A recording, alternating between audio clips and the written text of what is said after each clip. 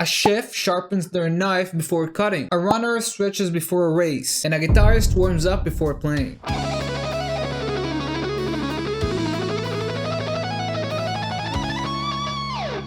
The importance of warm-ups cannot be overstated, as they serve multiple purposes that contribute to enhancing your playing ability and preventing injuries. For instance, let's do an experiment. If there's been a few hours since you played your instrument, take it and play one of the hardest things you know how to play. Either you couldn't play it, or you did manage to, but your fingers are stiff, heavy, and maybe even hurt. Neglecting warm-ups can lead to many risks and damages. Without proper preparation, abrupt and strenuous movements can strain muscles and tendons, leading to discomfort, pain, or even injuries. What's more, attempting complex techniques without proper warm-up will result in diminished accuracy and poor sound quality. Your fingers struggle to execute intricate maneuvers without the benefit of gradual loosening and flexibility enhancement, which in many cases could also affect your mental, consciously or subconsciously. Now, you know how to avoid this. All you have to do is take it a bit slower at first. Warm up your fingers, and after a few minutes, you'll be good to go. Knowing this, you're still skipping your warm-ups. In today's fast-paced world, the allure of instant gratification has become an ever-present force shaping our behaviors and decisions. This phenomenon extends even to pursuits as honest as musical and instrumental proficiency. Skipping warm-up exercises before a practice session is not merely a casual oversight, but a revealing indicator of a deeper issue: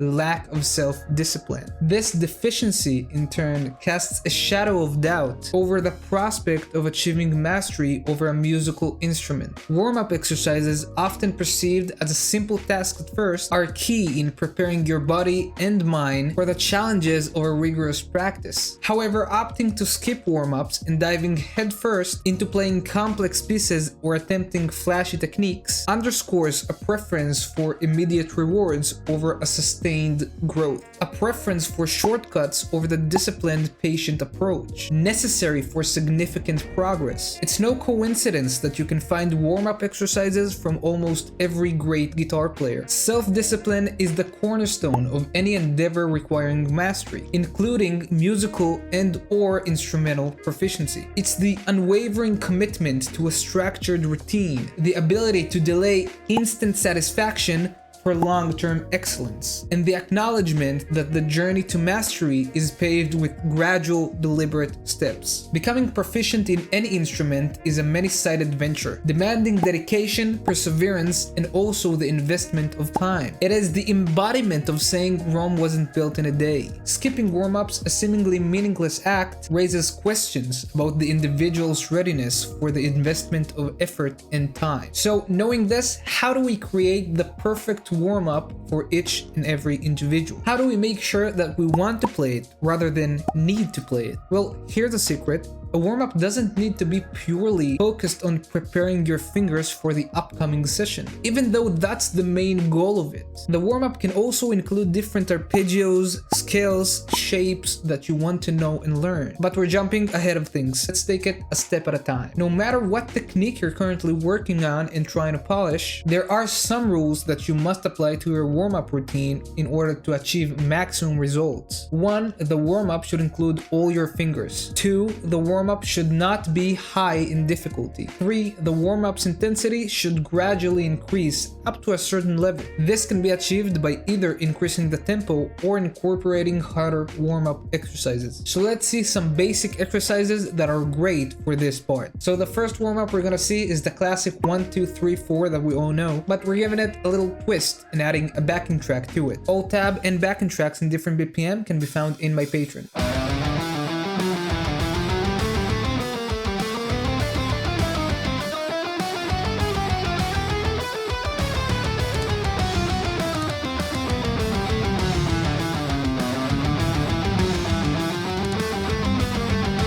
So we're playing it forwards and backwards, both up and down the neck. In the next warm-up, we're gonna play the simple pentatonic on 3 different octaves and add blue notes as well.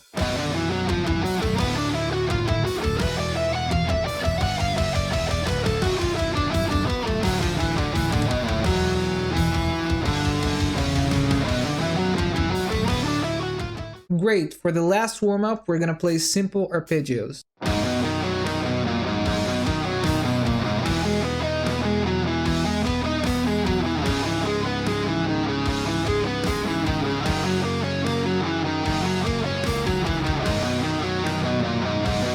So for your warm-up routine, you can pick any one of those or you can pick multiple. Step 2 for creating the best warm-up exercise. In this step, we're gonna focus on new material we want to learn, not technique-wise just yet. So for example, this step in my warm-up routine used to include the 5 different positions of the pentatonic. When I was content with that, I switched it with playing the different modes of the major scale, and after that, I focused on arpeggios throughout the neck. And this brings us to the most important aspect to keep our sanity during these warm-up routines: diversifying. Sure, playing the same warm-up over and over every day can work, as its main goal is to warm up our fingers. But why torture yourself? Playing the same thing over and over again, no matter how fun or exciting it is, will eventually become stale and you'll just ache to get it over with. So in the previous step, I showed you 3 different exercises you could switch between, and this step is entirely up to you. Add here whatever you want, but remember that the focus here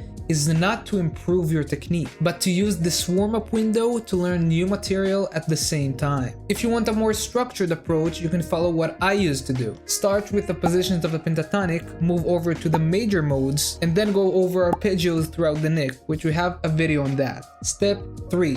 Preparing ourselves for our practice session. Now we're gonna focus more on technique. This step is going to take the techniques we're working on and practicing them at a slower tempo. While this is technically already a part of your practice session, this step serves as a beneficial transition. It helps reset your focus from the initial learning and warm-up phase to a more active practice mode. In this step, you're slowly starting to delve into refining your technique, building speed, improvisation, sound, whatever it is. So your final warm-up routine should look something like this. But what comes after this? How do we refine our technique and reach the heights we've always wanted to? You can find the answer to this question in this video.